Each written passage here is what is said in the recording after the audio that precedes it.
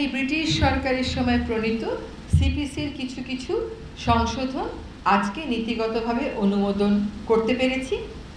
আপনারা জানেন যে বাংলাদেশে একটা কথা আছে যে কারোর সাথে শত্রুতা করতে গেলে একটা ল্যান্ড মামলা জুড়ে দাও, তাহলে 3 জেনারেশনে সেই মামলা আর শেষ হবে না।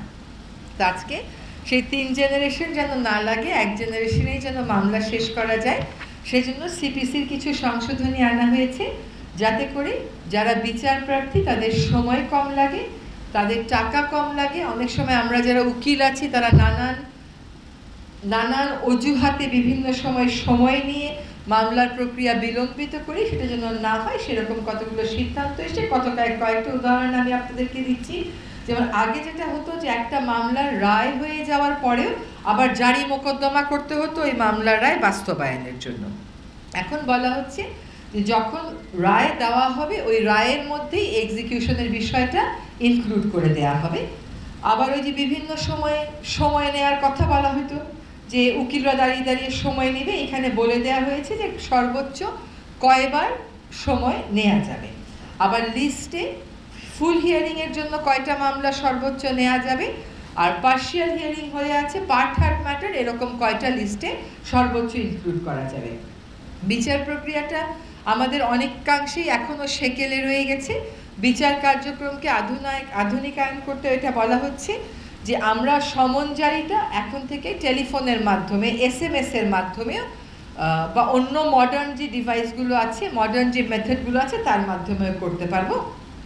আর ফাঁসিয়ে দেওয়ার জন্য ভুয়া মামলা করা হয়, আগে সেটার শাস্তি ছিল 20,000, এখন সেটাকে বাড়িয়ে 50,000-এ করা হয়েছে। সিপিসির এই হচ্ছে বড় বড় যে সংশোধনীগুলোর কথা বলা হয়েছে সেটা। বান্ডেল থাকলে প্রতি সেনমানিতে টাকা বাঁচবে। বিকাশ সেনমানি বান্ডেল কিনে জিতুন প্রতি লেনদেনে। সিপিআরসি সংশোধনের ব্যাপারে যেটা বলেছেন এটা নিয়ে দীর্ঘদিন ধরেই মানুষের আগ্রহ আছে। তো যেটা আপনি বলেছেন যে SMS এর মাধ্যমে, আমার জানার আগ্রহ কিংবা দর্শকদেরও আছে যে এটা কি হোয়াটসঅ্যাপ এবং ইমেইলেও কি সুবিধা আছে নাকি শুধু মেসেজে? Very good question. এটা আসলে যখন আপনি মামলাটা দায়ের করেন তখন আপনি বলেন আপনার মামলা ওনার বিরুদ্ধে, ওনার নাম, বাসার ঠিকানাই। এখন বলা হচ্ছে আপনি তার ফোন নাম্বার দেবেন, আপনি তার NID নাম্বার দেবেন, আপনি তার ইমেইল অ্যাড্রেস দেবেন, যতটুকু আপনার পক্ষে নেওয়া সম্ভব। এই প্রশ্নটা আজকে আমাদের ক্যাবিনেটেও এসেছিল। এই সিপিসির অনুমোদনটা আজকে নীতিগত অনুমোদন হয়েছে। এই প্রশ্নগুলো আসার প্রেক্ষিতেই চূড়ান্ত অনুমোদনের ক্ষেত্রে এই হোয়াটসঅ্যাপ এই সমস্ত বিষয় বিবেচনা করা হবে। এবং আমি যে আপনাকে হোয়াটসঅ্যাপটা করেছি বা SMS-টা করেছি, আপনি তো বিদেশেও থাকতে পারেন, আপনি যে পেলেন এটা আমি কেমন করে এনশিওর করব, রেকর্ড কিপিং কিভাবে হবে, এইগুলো যখন চূড়ান্ত আইনটা আসবে তখন ইনক্লুড করা হবে।